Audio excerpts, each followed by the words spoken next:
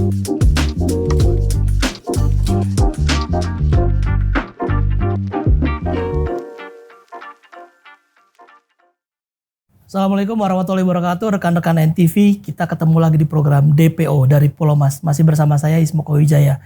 Tapi kali ini kita bukan dari Pulau Mas, tapi dari Kantor Kementerian Haji dan Umroh Republik Indonesia. Kita harus terima kasih buat Bapak Wakil Menteri Haji dan Umroh Republik Indonesia, Bang Dhanil Anzar Simanjuntak. Bang Dhanil. Terima kasih Bang Is mau datang ke sini. Waalaikumsalam warahmatullahi wabarakatuh. Terima kasih nih, kita di sela kesibukannya mau menerima kehadiran kita di sini nih Bang. Minum gahwa dulu. Gahwa, ini namanya gahwa nih. Ini gahwa ini apa nih Bang? Minuman kopi Arab. Kopi Arab nih. Habis minum ini biasanya bisa umroh. Amin. Tapi bayar sendiri. Bismillah. Ngeri ini. Pahit mantep, ya? Mantep. Hidup udah manis. Oh, iya. Berat memang.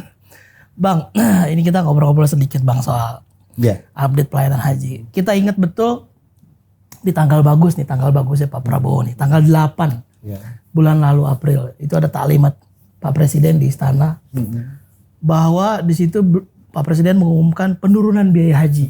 Persis banget tanggal 8 April ya. Penurunan biaya haji di tengah kenaikan aftur, kemudian soal antrian haji disebutkan juga yang tadinya 40 tahun sekian menjadi setengahnya bahkan 26 tahun, dan pertama kalinya Indonesia punya lahan di kota suci Mekah. Ini menurut kita luar biasa calon jemaah haji tahun ini ya. Tapi bagaimana pelayanannya Bang? Di luar semua itu yang Pak Presiden sebutkan. Iya, jadi memang komitmen Presiden Prabowo itu kan dari seluruh kebijakan beliau kan istilah yang digunakan itu adalah transformasi bangsa. Nah, salah satu transformasi yang dilakukan itu tentu adalah di perhajian. Karena Pak Prabowo tentu punya pemikiran bahwasannya haji itu kan bagi mayoritas umat Islam. Populasi Indonesia yang memang mayoritas umat Islam, itu cita-cita tertinggi. Betul. Hampir semua orang Islam, misalnya termasuk Mas Is, kan semuanya pengen naik haji. Betul. Itu nomor porsi itu. Iya. Tapi kan tidak semua orang bisa mewujudkan cita-cita dan mimpi itu.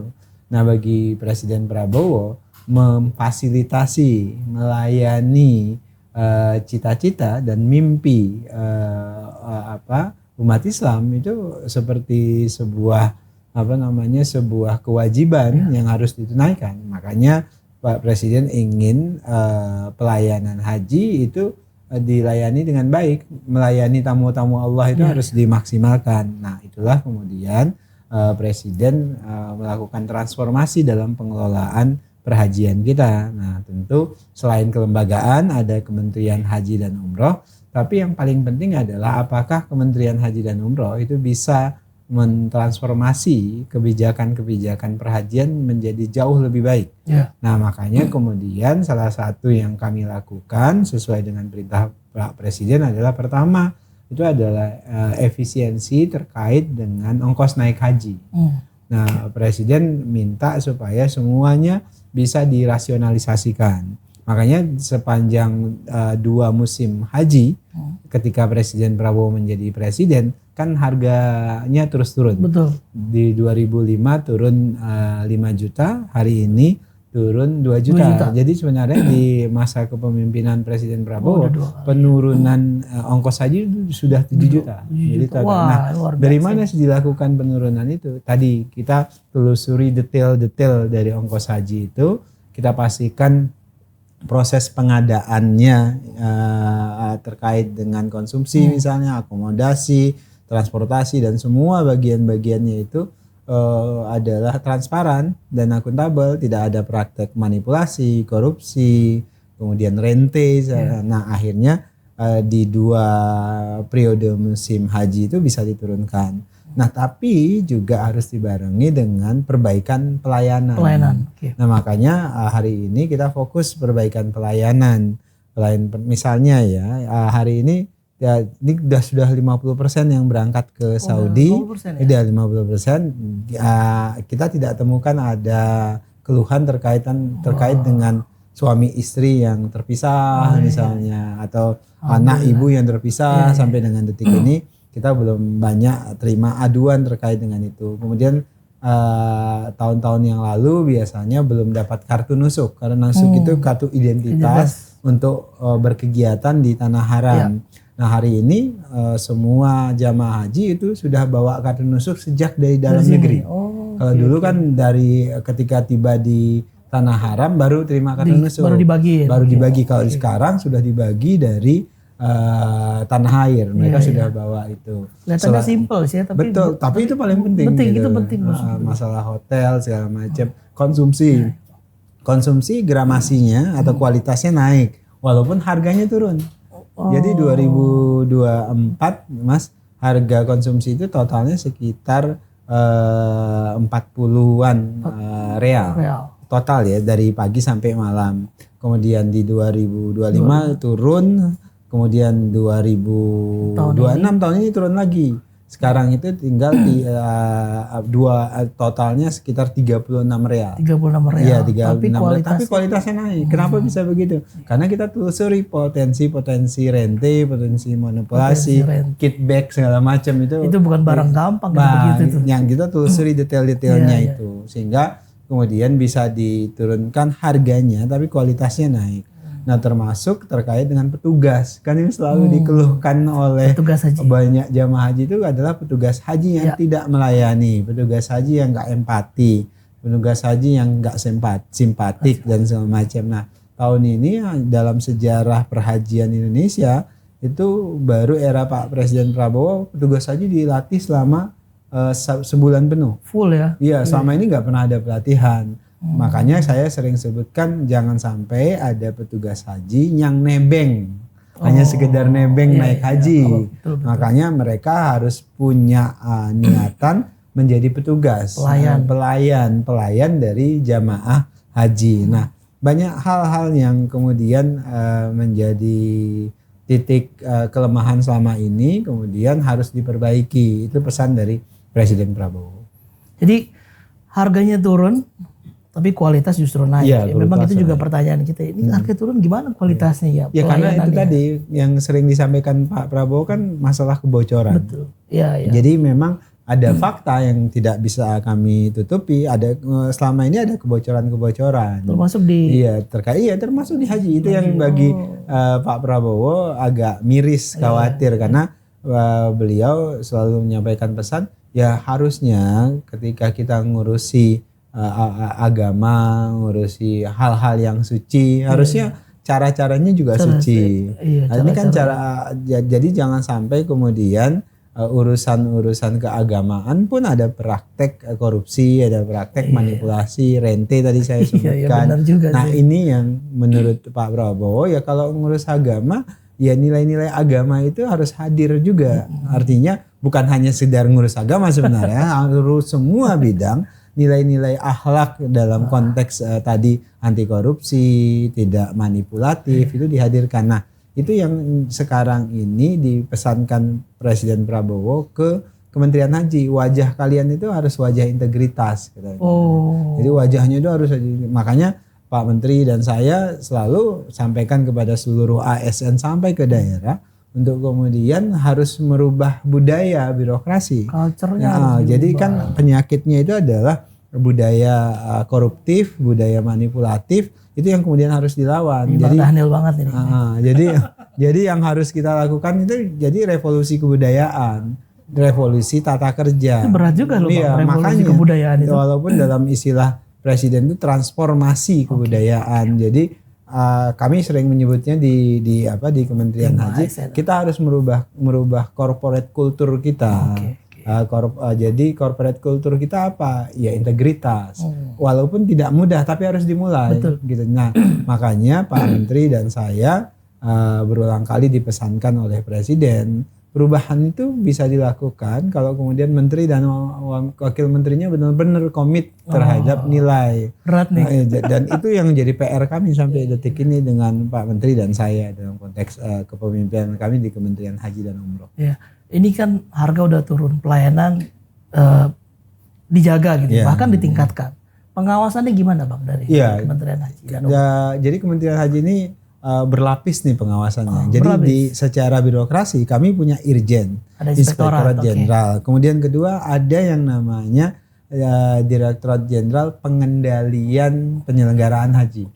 Nah, Irjen dan Direktorat Pengendalian Pelayanan Haji, Penyelenggaraan Haji, ini isinya itu orang KPK.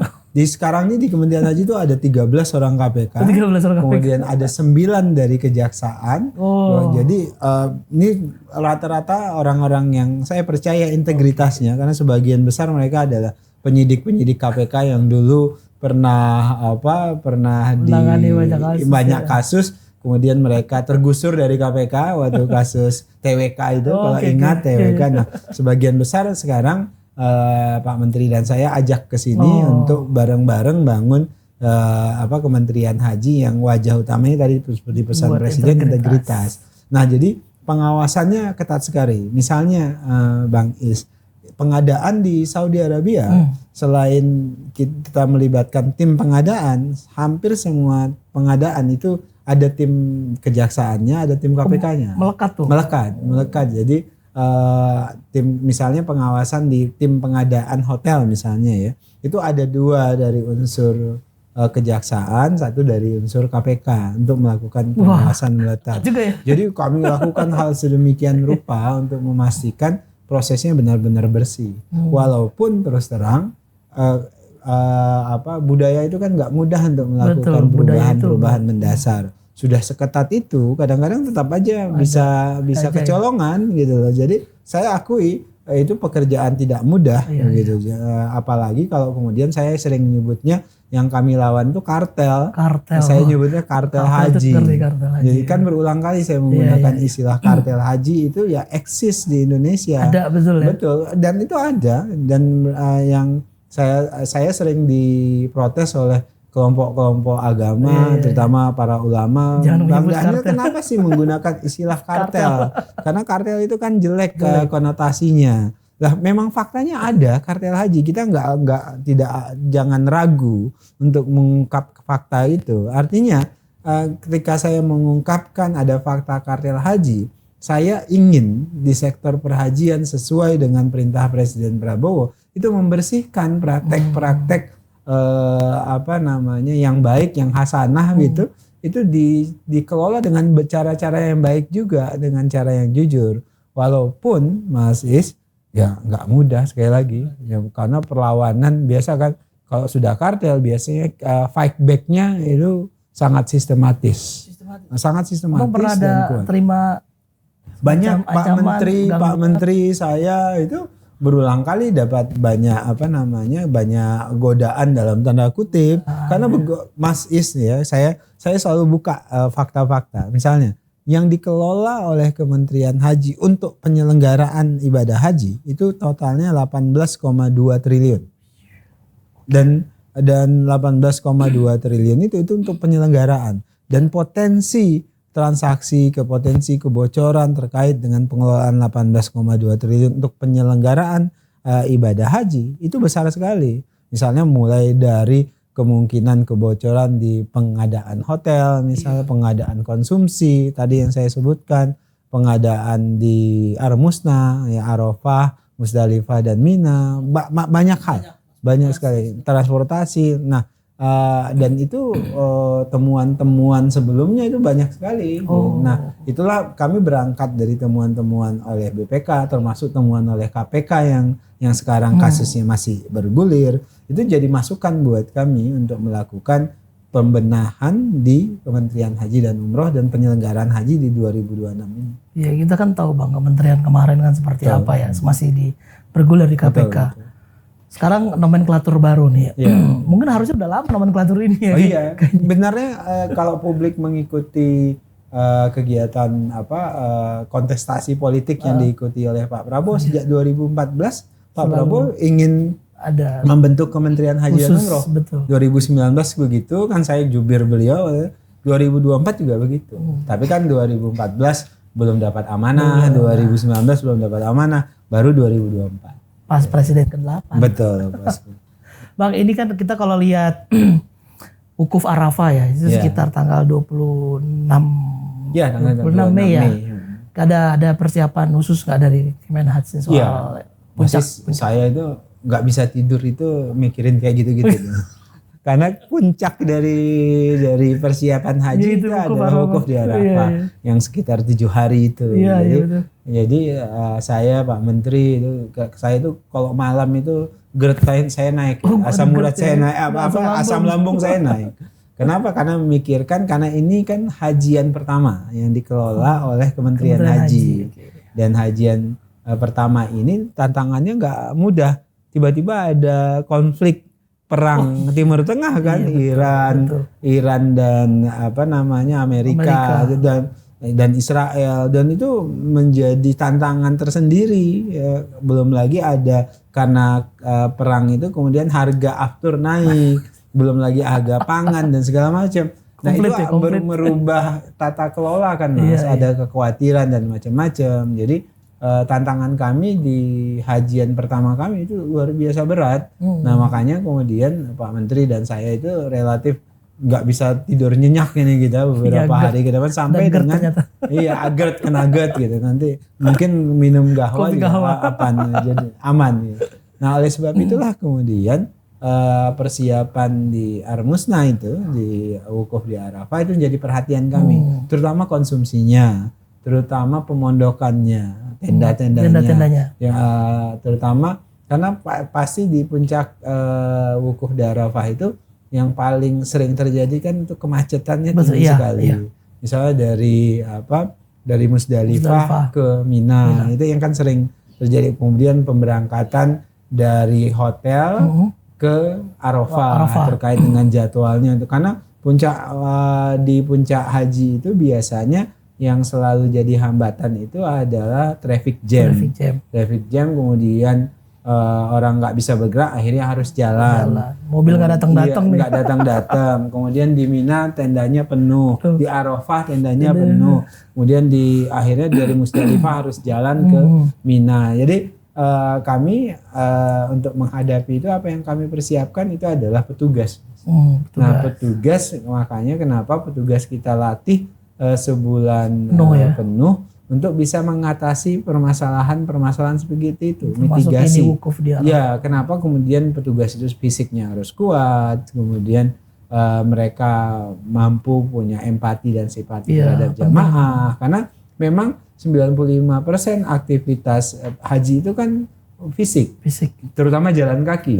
Nah makanya kami selalu wanti-wanti kepada jamaah harus mempersiapkan diri terhadap kemungkinan terburuk. Kemungkinan terburuk itu apa? Tidak naik bis, jalan kaki. Jadi makanya harus bersiap. Kalau saya hitung ya Mas, hitung jarak, kalau saya ketika di Tanah Haram, misalnya dari Arafah ke Musdalifah itu 8 km. Misalnya dari Musdalifah ke Mina itu bisa 7 sampai 8. Dari Mina sampai ke Masjidil Haram itu bisa 15. Jadi total itu bisa 35 sampai 38 km dari Arafah ke Masjidil Haram. Jadi memang orang kalau saya selalu sampaikan kepada petugas, standar petugas itu mampu berjalan sejauh 40 km. Jadi jalan itu adalah aktivitas utama di Arafah, di Tanah Haram itu. Oleh sebab itulah kami mempersiapkan petugas ini supaya bisa mempersiapkan diri dan melayani jamaah pada musim puncak haji itu. Iya, kita lihat kemarin, saya lihat di Instagramnya Bang Daniel, wah kayaknya sempat lari di sana. Iya. Itu dari mana ke mana tuh Bang? Itu biasanya di sekitar Dakar, daerah kerja kantornya Kementerian Haji dan Umroh di Mekah. Kanwil sana lah ya. Betul. Jadi di sekitar itu daerah Ajijiyah, ya itu daerah Raudoh, di daerah-daerah sekitar situ kita bisa lari. Biasanya kan Dakar kita, hotel-hotel kita tuh kebanyakan daerah Ajijiyah, daerah Shisha, terutama daerah Shisha, Raudoh ya, itu kan dekat dengan Mina. Jadi relatif betul harus. Sehat betul. Ya, makanya Mas Is harus jogging dulu. Saya soal tips kesehatan. Bang, ini saya mau nanya soal haji, haji legal ya. Kayaknya banyak masalah. Tapi sebelum kita ngomong haji legal, kita kembali setelah sesi yang berikut ini ya teman-teman ya.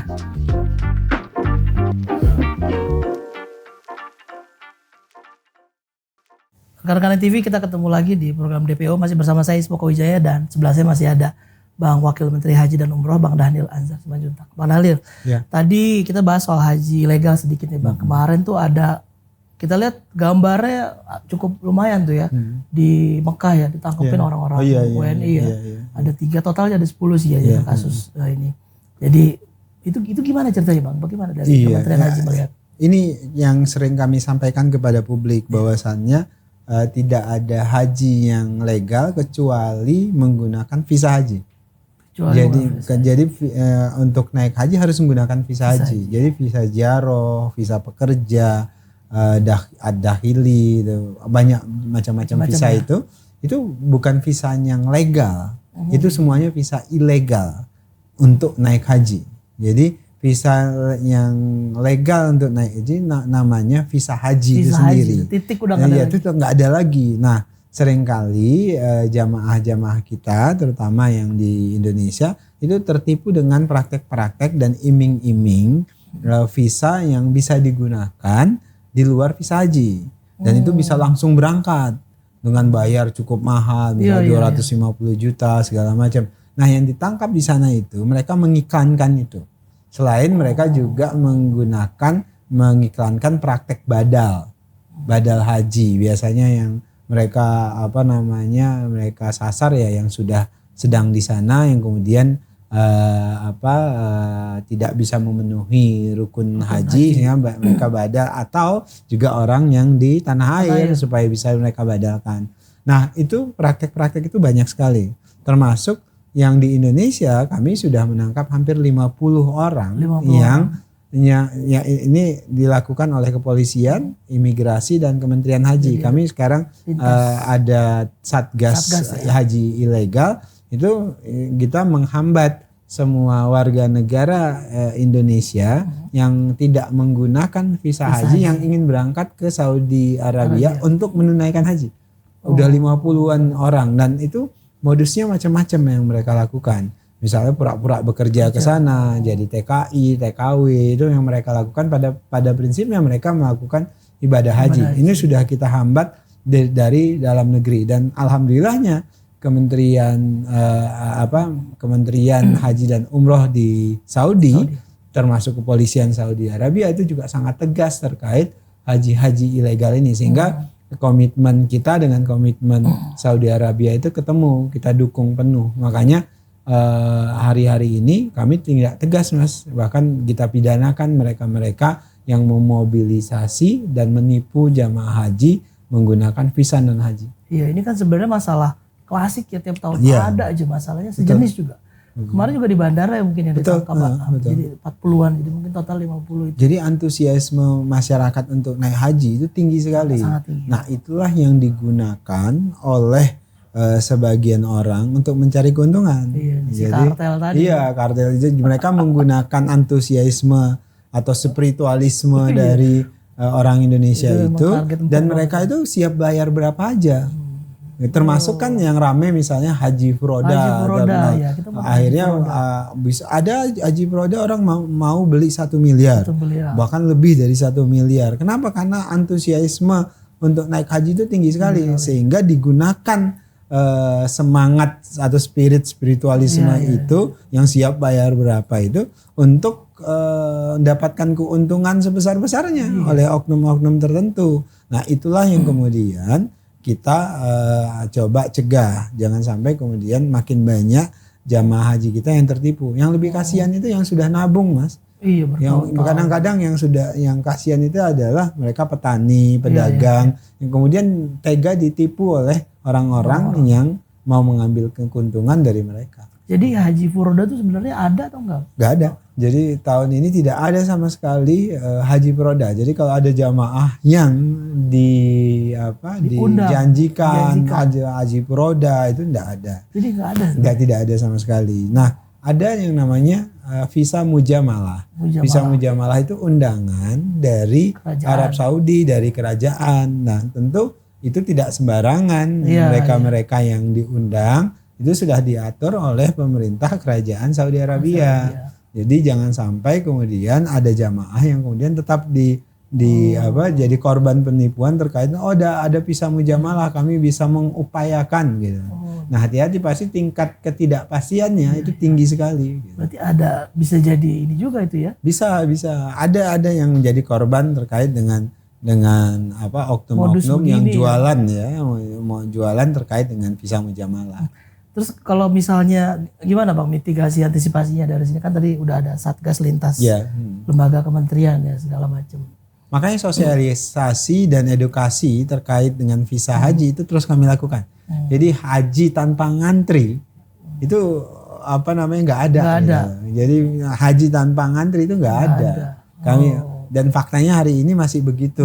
Makanya kemudian kami sedang seperti perintah Presiden Prabowo, gimana caranya dari kan tadinya 49 tahun ya, kemudian kami otak-atik angkanya kemudian bisa turun sampai 26 tahun sekarang. Nah, tapi Presiden Prabowo belum puas. Beliau perintahkan coba turunkan lebih pendek gitu. Jadi antrinya 26 tahun itu masih pendek. Nah, itu yang sedang kami pikirkan terus-menerus, bagaimana caranya haji bisa ngantrinya lebih pendek. Sekarang tuh Mas Is yang ngantri 5,7 juta orang. Jadi kalau Anda bagikan misalnya kuota kita setiap tahun 221.000, berarti 27 sampai 28 tahun baru habis antrinya. Kalau itu nggak ada pendaftaran baru. Setiap tahun ya. Tapi kan setiap tahun pendaftaran nambah terus. Tapi soal haji ini dimention khusus Pak Presiden waktu taklimat di 8 April itu. Saya dengar pidatonya di menit sekitar 47 lah. Selesai pembukaan itu pertama yang dibahas tuh haji. Tiba-tiba dimention haji gitu. Soal menyebut rakyat banyak sih memang kepentingan. Apa yang menjadi concern Pak Prabowo sehingga haji itu seperti prioritas gitu? Itu tadi populasi mayoritas kita umat Islam, kemudian ini cita-cita tertinggi dari umat atau sebagian besar kita lah. Ya, sebagian besar umat Muslim. Maka kemudian mewujudkan cita-cita itu kan adalah kemuliaan, adalah cita-cita Pak Prabowo juga, sehingga Pak Prabowo ingin memberikan pelayanan yang terbaik bagi perwujudan cita-cita gitu. Mas, kalau kita dibantu meraih cita-cita kita itu kan luar biasa. Nah, Pak Prabowo ambil posisi itu gitu. Jadi sama halnya dengan ingin mewujudkan cita-cita anak bangsa kita supaya lebih sejahtera dan sebagainya.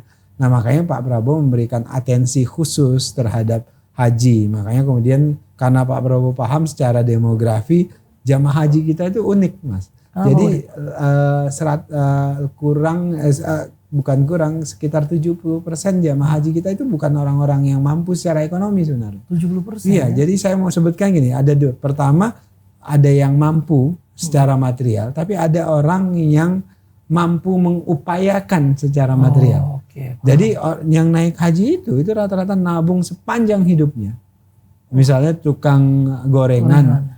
Petani dia nabung 10.000, nabung 20.000, itu yang kemudian digunakan untuk setoran awal 25 juta itu buat dapat nomor kursi. Iya, kemudian nanti pas pelunasan dia nabung lagi, kemudian pas dipanggil kemudian dia bayar dari tabungannya itu. Jadi kalau kemudian dihianati mereka misalnya atau dibohongi upaya mereka sepanjang hidup mereka itu, saya nggak tahu dosa apa yang harus ditanggung. Makanya saya selalu bilang ke ASN di Kementerian Haji, tahu nggak, yang kita urusi itu adalah orang-orang yang sepanjang hidupnya itu nabung untuk naik haji, sepanjang hidupnya, dan mimpinya itu adalah naik haji. Nggak ada lagi. Nah, jadi kalau Anda kemudian mengkhianati itu artinya Anda membunuh mimpinya dan Anda membunuh semua upayanya sepanjang hidupnya. Jadi oleh sebab itulah dedikasi penuh terhadap pelayanan haji itu harus dihadirkan. Walaupun saya sadar betul karena budaya lama yang masih terpatri, nah itu yang harus dilawan. Nah, Pak Prabowo ingin itu berubah. Kita fokus pastikan pelayanan yang terbaik. Walaupun sekali lagi Mas Is, saya yakinkan itu nggak mudah dan kami yang jelas akan berusaha lah semaksimal mungkin. Tapi Pak Presiden itu tahu betul sepertinya ya. Iya. Orang tuh menabung sepanjang hidup buat haji gitu ya. Artinya memang kondisi itu diterima informasi. Betul. Iya. Ibaratnya itu kan ada orang yang bekerja sepanjang tahun untuk bisa mudik. Kan ada yang begitu kan, saudara-saudara kita yang ada kan misalnya di Jakarta dia sepanjang tahun kerja nggak pulang, tapi akhirnya dia ingin mudik aja gitu loh. Jadi kira-kira kira-kira orang-orang naik haji itu sepanjang hidupnya dia nabung karena dia ingin mudik ke rumah Allah gitu loh, ke rumah Allah, ingin mengadu, ingin secara spiritual, ingin minta ampun. Jadi itu cita-cita tertinggi. Itu kan cita-cita tertinggi. Nah, itu yang harus difasilitasi oleh negara. Ya, kalau kita lihat kan di situ, ya memang dari pidato taklimat Pak Presiden tuh langsung nyebut haji gitu, tiba-tiba loh haji dulu yang disebut nih. Ada apa dengan nomenklatur baru ya? Ternyata memang beberapa kali memang kalau kita perhatikan padahal aftur kan naik ya, ampun-ampunan naik. Terus kita lihat soal lain juga ya terkait banyak publik ya kayak BBM bersubsidi juga Pak Presiden juga pasti kita tahu lah pertarungan di dalam tuh kayak apa ya, naik nggak naik termasuk haji ini. Nah Bang, ini kalau kita lihat nih Bang, kalau haji itu termasuk prioritas Presiden, ada ini nggak sih Bang kayak aduh pasti dipantau betul deh. Oh iya makanya saya cerita saya asam lambung saya naik terus karena khawatir gitu, sering ditelepon ke hamba lagi khawatir dengan pelayanan kita tidak maksimal. Walaupun saya sadar betul pesta besar saja misalnya kita nikahan pasti banyak, apalagi banyak kurangnya konsumsinya lah, tempatnya lah, apalagi ini kita memindahkan 221 orang, 221.000 orang dari negara kita ke negara luar yang budayanya berbeda. Nah itu nggak mudah tentu mengelolanya, apalagi secara demografi yang pindah ke negara lain itu 25%-nya adalah lansia. Jadi dari 221.000 orang Mas yang berangkat haji itu 25%-nya lansia. 171.000-nya itu risti namanya. Resiko tinggi.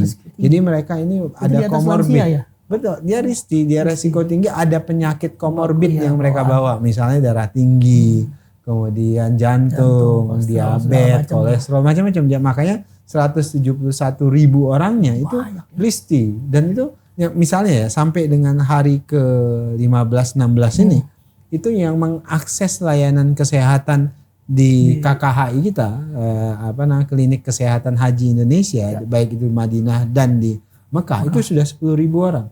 Wah, 10.000 orang memeriksakan diri, ada keluhan segala macam. Yang ribuan lagi yang harus diawasi terus menerus. Ada puluhan yang harus dirawat di klinik kita. Jadi artinya memang isu kesehatan dalam haji kita itu jadi isu utama. Karena mereka antri lama, tapi kemudian ketika daftar masih sehat, tapi ketika berangkat sudah mulai tidak sehat. Nah itu juga isu yang penting yang dalam jangka panjang kami akan jadi perhatian merumuskan bagaimana supaya haji itu antriannya tidak terlalu lama. Iya. Saya tanya itu apakah memang ini prioritas Pak Presiden betul-betul atau memang populis secara politik gitu kan. Tapi bicara soal politik nih Bang Daniel ini hampir berapa? 7-8 tahun Bang ya? Iya 8 tahun. 8 tahun ya jubir Pak Prabowo melekat. Sampai sekarang tuh saya juga gak bisa lepas Pak Daniel tuh jubir Prabowo. Itu udah gak bisa lepas. Kita mau ngobrol soal itu dikit kalau boleh ya Bang. Tapi nanti dulu kita akan kembali setelah yang satu ini.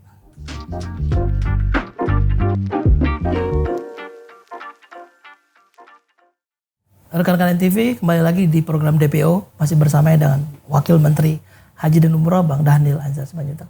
Bang Daniel ini sedikit nih, tadi kita ngobrol soal politik dikit, ini meski di kantor Kementerian Haji ya, susah kita kalau nggak ngobrol politik sama Bang Daniel ini susah, nggak bisa, udah melekat image itu. Bang ini kalau boleh kita nanya dia, kemarin kan rame-rame soal banyak beberapa pihak yang mempertanyakan lah program-program prioritas Pak Presiden gitu ya, macam-macam lah, sampai soal pemakjulan itu ya. Bang Daniel yang 8 tahun melekat dengan Pak Presiden Prabowo, kita tahu betul lah naik turunnya berapa kali kontestasi nasional. Abang melihatnya seperti apa nih Bang? Pak Prabowo itu ngelihat kritik itu biasanya adalah arena dialektika ya. Beliau sih fair saja dengan semua kritik-kritik yang masuk asal dia konstruktif. Kadang-kadang kan ada yang kritik yang destruktif. Artinya destruktif itu dia tidak berpikir terkait dengan common interest, kepentingan bersama begitu, kepentingan umum gitu. Kritik kalau kemudian itu menegasikan kepentingan yang lebih besar, itu yang dikhawatir Pak Prabowo. Tapi kalau kritik itu mengedepankan kepentingan orang banyak, itu Pak Prabowo menghormati sekali. Banyak kritik-kritik yang kemudian Pak Prabowo kemudian melakukan pembenahan sesegera mungkin. Misalnya Pak Prabowo itu terbuka dengan dialog, terbuka dengan dialektika. Kan yang kritik juga diundang Pak Prabowo untuk berdialektika. Misalnya hari-hari ini kan Pak Prabowo kalau Anda perhatikan sebenarnya agenda pembangunan presiden itu jelas. Maksud saya jelas itu adalah beliau mulai dari kelompok yang paling rentan. Kelompok yang paling rentan misalnya adalah sekolah rakyat. Itu adalah mereka anak-anak yang paling rentan yang tidak bisa mengakses sekolah, tapi mereka idealnya dapat pelayanan sekolah yang terbaik sehingga mereka bisa keluar dari istilahnya kan jerat circle kemiskinan itu. Karena kan kalau kemiskinan itu kan kuncinya itu adalah pertama pendidikan, kemudian kedua kesehatan, kemudian ekonomi, kesejahteraan. Maka salah satu cara untuk keluar dari jeratan kemiskinan itu mulai dari pendidikan. Jangan sampai kemudian pikiran Pak Prabowo orang tuanya miskin, kemudian orang tuanya tidak sehat, kemudian anaknya juga akhirnya karena anaknya nggak dapat akses pendidikan. Nah makanya yang paling miskin itu didapat akses sekolah rakyat. Kemudian yang paling pintar itu dapat akses tapi kurang beruntung secara ekonomi dapat akses sekolah Garuda dan macam-macam. Nah, jadi yang dipikirkan itu. Kemudian mereka yang tidak dapat akses kesehatan dan akses gizi dapat MBG. Yang dipikirkan Pak Prabowo kan ini akses ini. Jadi saya sering kali gunakan gini. Ini pikiran Pak Prabowo ini pro masa depan. Mas, ini kan semuanya nggak bisa diukur dalam waktu singkat.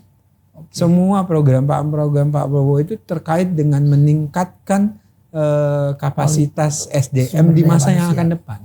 Jadi Pak Prabowo itu sekarang ini seperti memulai jalan baru. Perbaikan jangka panjang. Dan jalan baru ini nggak mudah. Pasti beliau dapat perlawanan. Kenapa? Karena yang mendapat atensi sangat tinggi hari ini itu adalah kelompok yang paling rentan. Nah, ketika Pak Prabowo memberikan atensi kelompok yang paling rentan, itu pasti ada trade off-nya. Apa? Karena ada fakta misalnya Pak Prabowo kelompok yang paling atas itu beliau memberikan tekanan-tekanan yang cukup keras. Misalnya kelompok yang paling atas ini harus berlaku adil. Anda harus misalnya alokasi kredit bank itu harus berkeadilan. Jangan cuman konglomerasi besar yang dapat kredit bank, tapi kelompok yang menengah, yang rentan ini nggak dapat. Nah makanya kemudian yang paling saya nih secara pribadi yang paling saya khawatirkan adalah jangan sampai kemudian kelompok menengah itu diprovokasi dengan kelompok yang yang selama ini menikmati kue ekonomi paling besar. Kan coba perhatikan, Anda sekarang pemain tambang besar itu paling ditekan Pak Prabowo. Jangan coba-coba Anda merusak alam semua ditertibkan kan. Semua yang lahan-lahan ilegal semua ditertibkan segala macam. Dan ini kan kelompok yang menikmati kue ekonomi paling besar selama ini bertahun-tahun. Sekarang ini ditertibkan oleh Pak Prabowo tadi. Jadi jangan sampai, dan kelas menengah ini mereka pengguna sosial media, mereka kelompok terbesar itu terdidik segala macam. Jangan sampai kemudian terprovokasi oleh kelompok-kelompok yang paling besar ini. Kenapa? Karena seolah-olah Pak Prabowo tidak kasih perhatian ke kelompok menengah dan yang atas. Yang di atas Pak Prabowo selalu tertibkan supaya mereka berlaku adil. Kue ekonomi jangan mereka lahap sendiri, tapi nggak turun sampai ke bawah. Kan yang sedangkan dilakukan Pak Prabowo adalah memastikan kue ekonomi itu tidak hanya dimakan oleh kelompok yang paling tinggi, tapi kemudian juga bisa diratakan ke kelompok yang paling rentan ini. Semua program Pak Prabowo coba Anda perhatikan, semua ujungnya adalah kelompok yang paling rentan ini. Ya kita kalau mendengar 5.000 triliun ya dipakai untuk dan itu hanya terhadap 15 konglomerasi besar, 5.000 triliun kredit bank itu. Nah, Pak Prabowo menginginkan 5.000 triliun itu harusnya masuk ke kelompok-kelompok yang paling rentan. Misalnya UMKM, kemudian koperasi itu dimasifkan. Itu yang diinginkan oleh Pak Prabowo. Nah itu juga yang kalau kemudian secara manajerial ada yang kurang-kurang, itu hal yang wajar. Misalnya MBG ya Mas. MBG ada banyak yang kurang-kurang pasti. Anda bayangkan ngurusin untuk ngurusin makan tiap hari untuk lebih dari 80 juta orang itu nggak mudah. Betul. Sama kayak kami ngurusin 221 ribu orang haji, apalagi ini tiap hari gitu. Ini kalau di haji 40 hari gitu. Itu pasti nggak mudah kan Mas. Nggak mudah, pasti ada yang salah. Pasti ada yang disobedience, tidak sesuai dengan aturan atau nggak patuh dengan standar yang sudah dibuat. Nah, tinggal memang bagaimana memitigasi dan mengurangi maladministrasi dan malpraktek terkait dengan MBG misalnya. Pun demikian dengan sektor-sektor yang lain. Jadi memang cukup Pak Prabowo itu sadar betul ya. Bahkan ini akan ada perlawanan. Pasti. Beliau sadar sejak awal. Pak Prabowo paham betul bahwa ketika beliau berpihak kepada kelompok yang paling rentan, kemudian menekan istilahnya itu memastikan kue ekonomi itu tidak hanya dinikmati oleh yang paling tinggi, yang paling kuat, maka secara otomatis yang kuat ini pasti marah nih, gitu loh, marah dan terganggu. Kemudian belum lagi misalnya luar negeri, misalnya kita ingin pastikan kita kuat secara ekonomi, kita kuat pangan, gitu kan. Selama ini kalau kita tergantung dengan luar negeri, maka mereka senang karena menguntungkan mereka gitu. Makanya momentum pada saat ini ya kita memperkuat ekonomi dalam negeri, pertanian, swasembada itu adalah momentum positif bagi Presiden Prabowo. Bang, kalau kita lihat ini kan awal-awal pemerintahan Pak Presiden cukup lumayan challenging.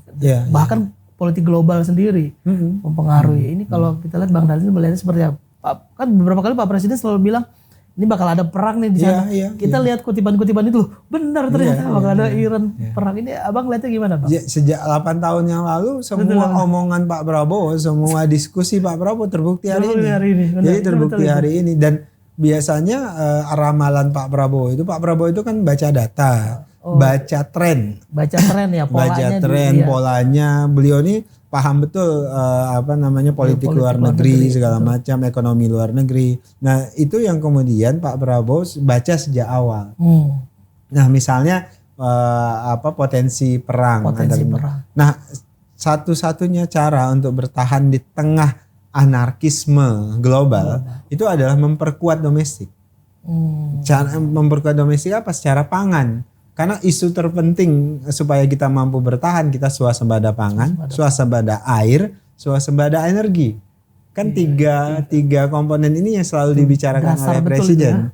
Iya, karena pada ujungnya kita mampu bertahan ketika pangan kita aman, ketika air kita aman, kemudian energi kita aman. Gitu. Jadi 3 hal ini aman, maka ketergantungan kita terhadap negara luar itu bisa berkurang. Jadi karena ke depan itu yang paling penting itu adalah 3 hal ini. Negara yang tidak bermasalah dengan 3 hal ini, dia pasti kuat. Itu yang di benak oleh Pak Prabowo sejak awal. Makanya swasembada pangan itu harus jadi target utama pemerintahan Presiden Prabowo. Swasembada air kita nggak ada punya masalah, walaupun di setiap daerah ada juga yang punya masalah terkait dengan air, tapi harus segera diantisipasi. Kemudian yang ketiga energi. Ini ngobrol politik sama Bang Daniel ini masih enak ternyata ya. Bang ini mungkin disuruh berhenti ya Pak Didi, udah mau selesai nih. Bang ini terakhir soal inilah sedikit lah, mungkin belum terakhir ya. Ini Abang kan masih banyak soal, masih di politik lah ya. Kita lihat kemarin ada reshuffle terakhir Pak Presiden. Betul.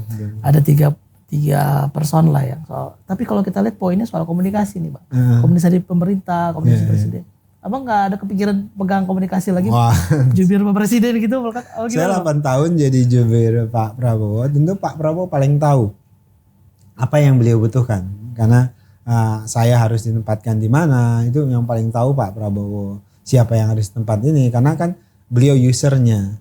Jadi itu pertama. Kemudian yang kedua, saya ini sejak awal ketika masuk ke politik, saya dulu orang kampus, saya selalu nyampaikan ke Pak Prabowo, saya prajurit Prabowo Subianto.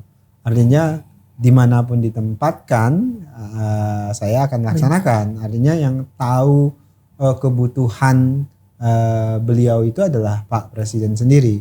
Misalnya saya juga kadang-kadang kalau 8 tahun kita di satu bidang terus, kadang-kadang bosan juga Mas Is. Jadi kita ingin coba tantangan baru. Makanya ketika saya jadi jubir Menteri Pertahanan, saya bilang ke Pak Bro, Pak saya bukan orang pertahanan loh Pak, saya nggak paham banget. Enggak, kamu belajar saja gitu.